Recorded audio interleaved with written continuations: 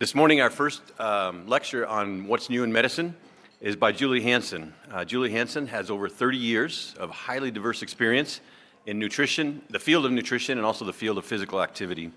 She brings with her a thorough understanding of eating disorders, sports nutrition, weight management techniques, diabetes management, media relations, recipe modification, healthy cooking, prenatal and pediatric nutrition, exercise consultation, and wellness facilitation. So please welcome Julie Hansen today.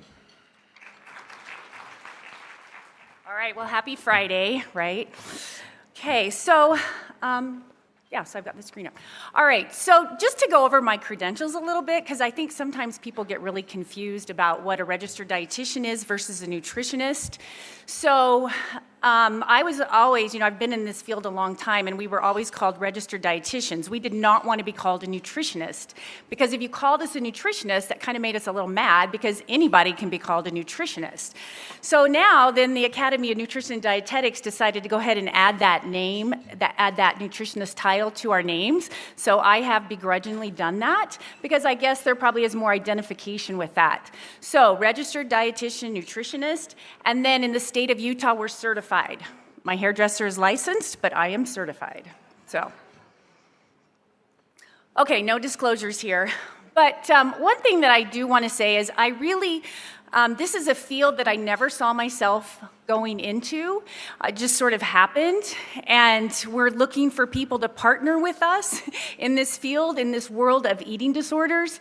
I don't know how many of you guys have ever experienced this world before, but it is so different than anything you've probably heard up to this date at this conference. So I'm going to be talking more about a non-diet lifestyle and what we can do with these patients and how we can partner together, because I'm always looking for physicians to be part of our team.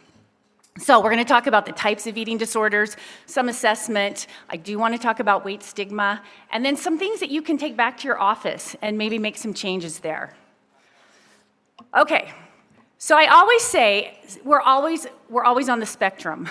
All of us are on this spectrum somewhere. And the intuitive eating spectrum, that's a whole nother talk in and of itself, but that is what we identify as normal eating.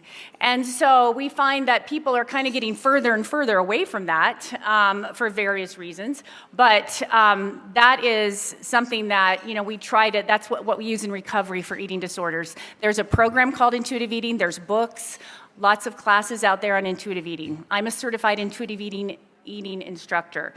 Okay, disordered eating, this is a little bit, we're going to sit in here today a little bit and talk about disordered eating. This is something that sometimes society may applaud, like, oh, this is great, you're going on a diet, this is awesome. But what is really going on underneath? So we're going to talk about that. These people have a lot of anxiety. And then, of course, I'm going to start off with just the eating disorder. So we kind of, again, have this spectrum, and people can go from one to the other pretty quickly. So you never know what your patients are going to look like that have an eating disorder. This top person here on the upper here, the red hair, she's a Tess Holliday. She's a model, a plus-size model, has recently come out with what's happened with her in eating disorders. Another person there has been she was in the New York Times, came out with an article on atypical anorexia. The baseball player, Mike Murjama, he used to play for Seattle Mariners. I don't know if he still does, but he has a great video, a YouTube video called Uninterrupted. It's about 7 minutes long, and it details his journey in this eating disorder world. And then I just think the rest of them, we can't always look at a person and know what's going on. These patients can look perfectly normal. So just never know. People walking into your office, you never know. Okay, so probably the one type of eating disorder we're most, comfortable with, or we know not comfortable with, but we know a little bit about, the most common one is anorexia. And there are two types for this. There's a restricting type, and then there's a binge eating purging type. So we'll talk about both of these. So I honestly say the binge eating purging type, I really haven't seen the binge eating part of that. I just see the purging type. So the thing about anorexia, there's just such a denial to maintain a healthy body weight, such denial. These patients struggle. They I mean, can you imagine just being trapped in a body that they are never comfortable with? There's never going to be a weight that they are going to be happy with. And so we have to get them, again, out of that place. So their self-worth is just unduly influenced by their body size and shape. So the purging can be vomiting, exercise, and laxatives. And I have had patients with all three of those, in addition to being anorexic. The sooner we get these patients into treatment, the better. So the treatment delay here is a little bit quicker than you're going to see in some of the other ones because anorexia is pretty easy. You know, most people will probably notice an anorexic for the most part. But a lot of times the patient's always in denial. So you're trying to treat people that probably don't really want to be treated, but the family is in denial. If we have teenagers, children, the family's in denial as well a lot of the time. So there's a big culture there that sometimes can protect that anorexia. And then we have what's called the atypical anorexia. And so I just need for you guys to go here with me for a minute because seriously, this is kind of a big problem. So people can present in larger bodies and still have anorexia. I have a couple of patients like this. And so what we look at is their weight suppression. So what percent of weight loss has occurred. So I had a patient that had lost about 30 pounds in a relatively short amount of time. Hair was falling out. She wasn't eating. She was dizzy. Not really able to function very well. But, again, her physician was applauding, oh, she's lost weight. That's great. So we really need to take a step back and ask some more questions. What's really going on here? The treatment delays here, look at that, 11 years. So these people are going to struggle for a long time because, again, they're in a larger body. So we're not really going to take that. I mean, we find that people don't take that seriously. But they still have all of the starvation symptoms. I mean, if they were in a smaller body, they would get treatment right away. But because they're in a larger body, and I know this is maybe hard for some of you to understand, but they still have all the symptoms of anorexia. So, looking past the body size is one thing I'm going to ask you to do. All of them, just a few tips here that I find sometimes that when I'm working with physicians, this is some of the things that happen, like stomach pains. We kind of start, patient may come in with a lot of stomach pains, whatever size they are. And so sometimes we kind of get chasing that right there. But I will tell you that every patient with an eating disorder has stomach pains, all of them. And not saying I don't mean to say you should ignore it, but I just wanted to maybe keep asking questions and not just get stuck there. I actually had a patient that ended up she was a teenager, I want to say she was 14, ended up at the university hospital. They thought she had leukemia, so they went through all these testing. She was anorexic. So it's amazing sometimes the things that just can get passed over, and because the patient isn't going to volunteer it, they don't want to change. Some probably obvious ones, or if they've gone vegan or vegetarian, that can be kind of an obvious symptom, especially in the teenagers. Again, I just want them to eat. I want them to recover. I will deal with that later, but I want to get their weight restored first.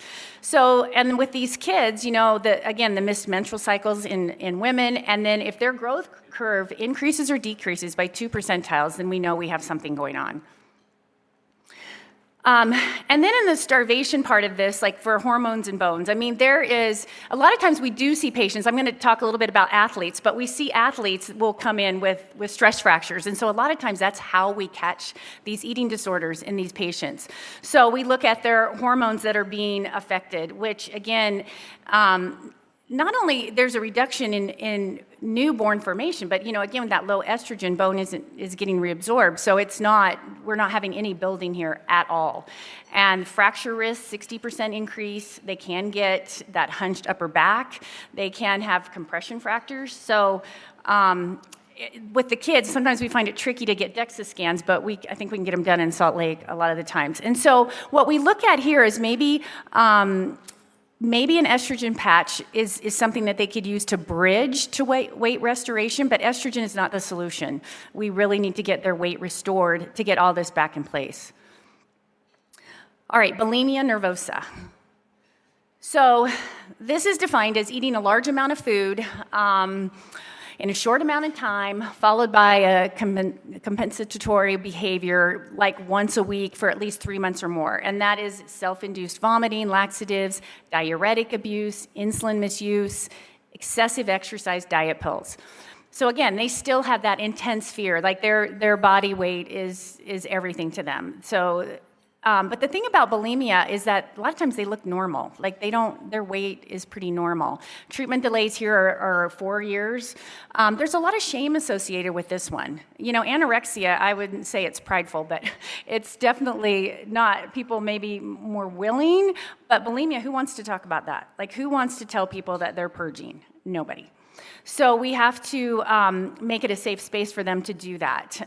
So again, normal weight, labs may not show illness. We do look for the electrolyte stuff, of course.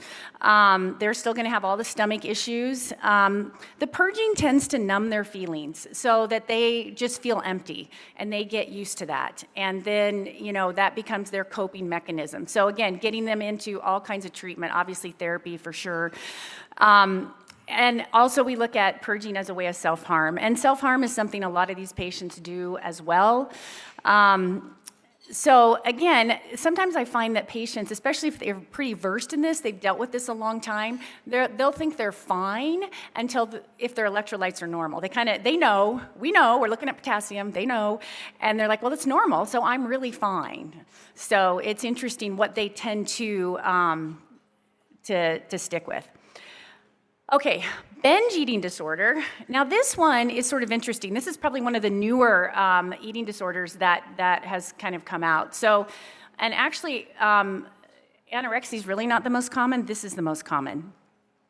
So this is where we find these patients eat a large amount of food, so we still have that kind of criteria. They have a lack of control, and they have a lot of distress, but they don't do anything about that. They don't purge. They don't excessively exercise. They don't do that. So again, binge eating in the absence of any other behaviors, once a week for at least 3 months.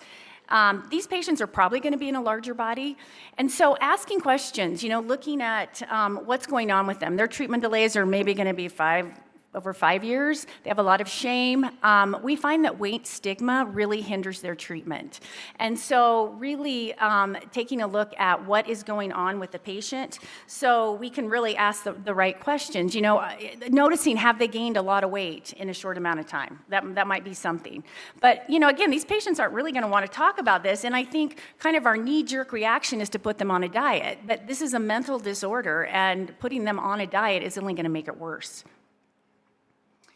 So look at the increase in weight. Again, they're eating rapidly. You could just even ask them these questions. You know, do you feel out of control when you eat? I mean, just normalizing that with them could make them feel more at ease. Like, you know, that's something that's out there that can be said. Eating large amounts of food when they're not hungry, eating alone, emotional eating, they hide food.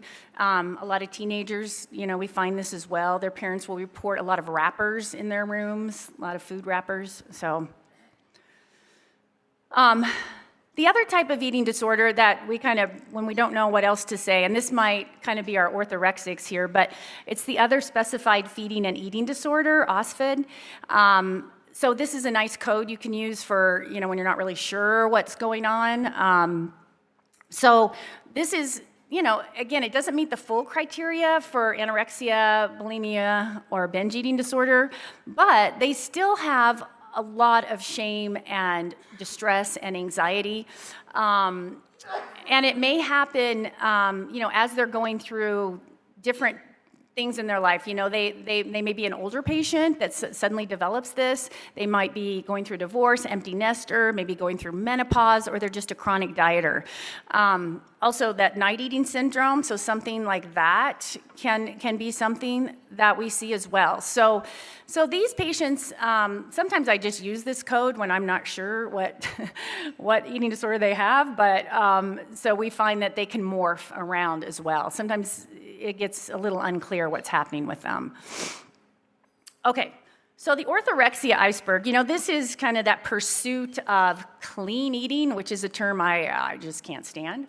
And so when we look at here, you know, these people on the outside, you're probably going to think they're doing great. They're eating healthy, they're exercising daily, they're really rigid. But can I tell you that this type of eating causes malnutrition? I will never forget one time I had a patient who was a ballerina, and she was eating pretty adequate calories. Like her calories were pretty good, but she was also exercising a lot. So her body weight was really low still, so she was not having periods. But I remember she was eating 80 grams of fiber per day. Could not get her to really, like, she was drinking soy milk, and I'm like, can you do chocolate soy milk? She's like, no, I can't. So I remember she went to New York to see if she could make it as a ballerina, and nobody would hire her because she was too thin. So they're still malnourished. Even after eating all these great foods, they are malnourished. And so there's a lot of guilt after eating bad foods, anxiety, exercise to compensate for their sins of eating. They have that constant self-criticism, extreme body dissatisfaction, like they're never happy, and they will isolate themselves. So if instead of going to a family party, they're not going to go because they don't want to eat or go out with their friends. So we find a lot of the teenagers just start isolating. They don't have friends.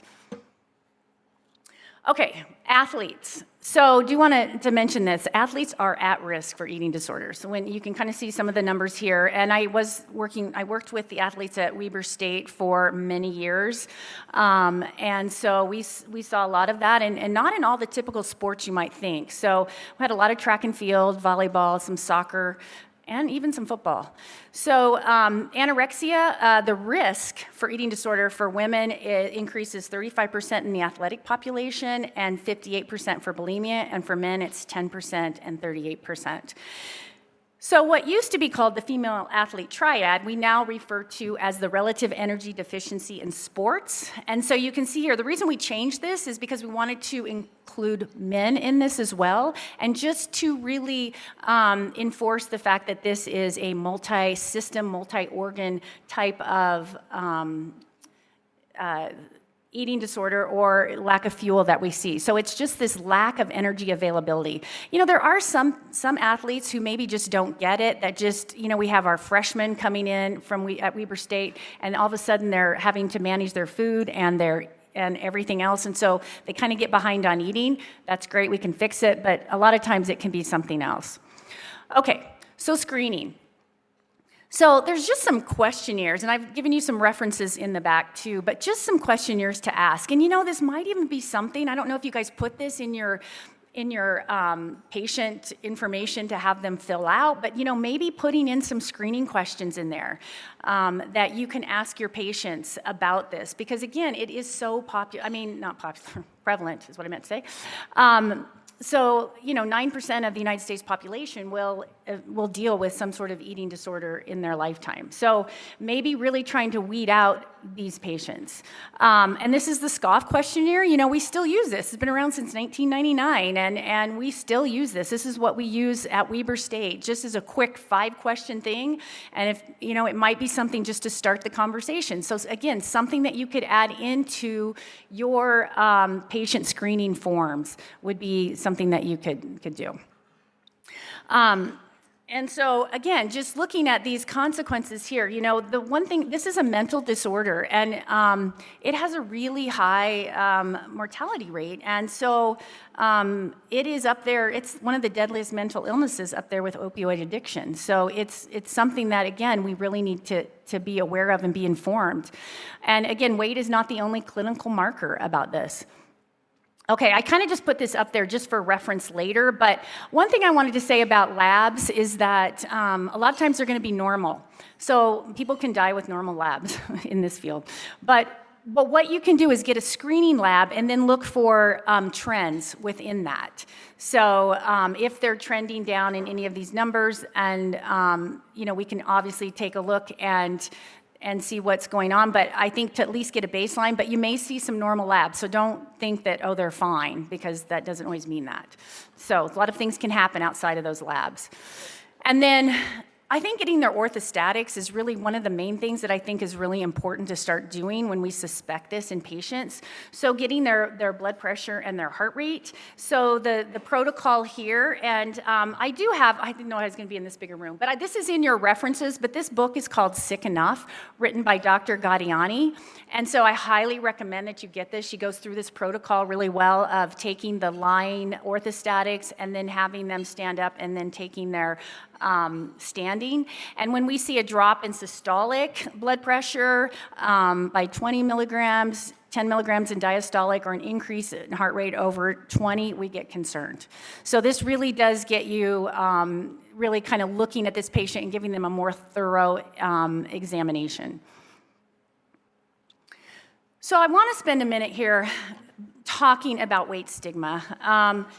We do find, and this is one of the articles that came out in the New York Times, I think it was in October, but we do find that this is really an issue, and that I've seen a lot of my patients go through this. It's kind of interesting when they have to go meet a new doctor. They come back to me and they're like, they are so excited if their weight wasn't mentioned. Now, these are my patients in larger bodies, not my malnourished anorexics. But my patients in larger bodies, they're like, they didn't talk about my weight.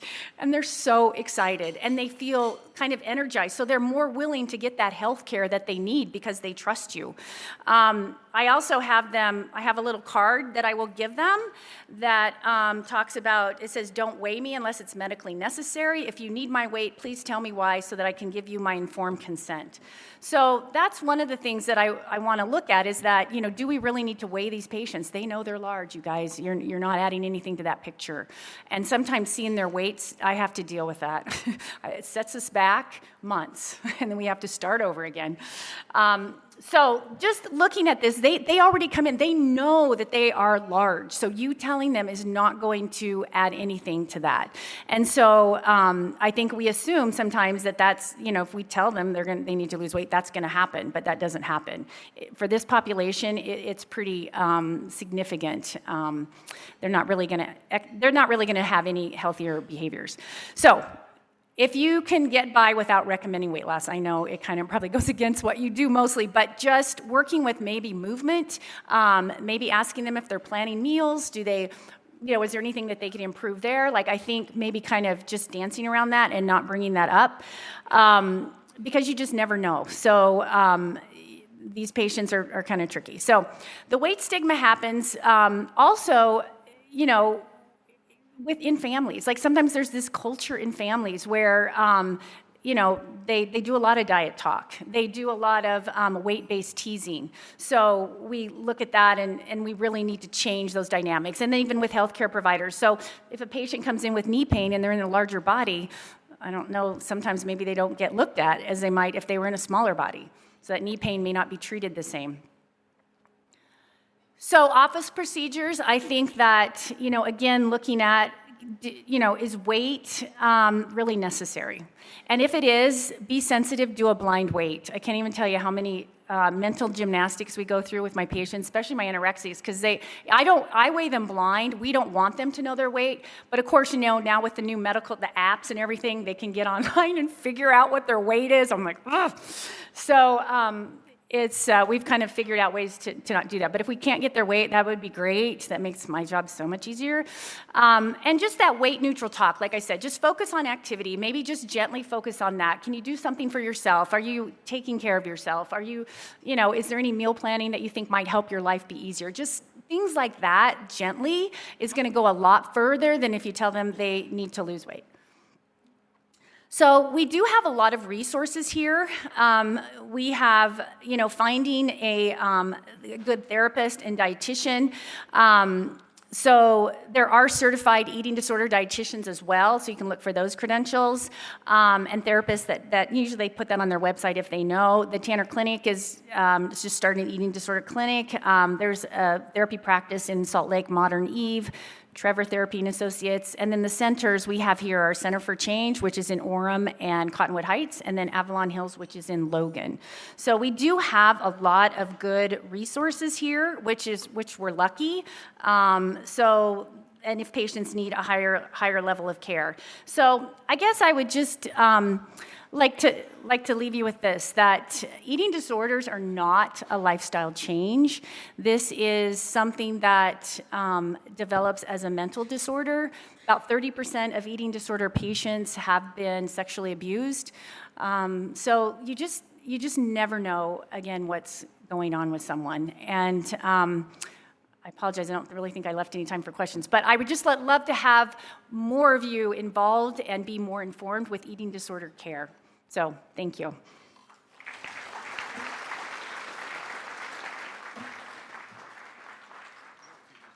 Oh, I do have a few minutes. Oh, okay, all right, okay.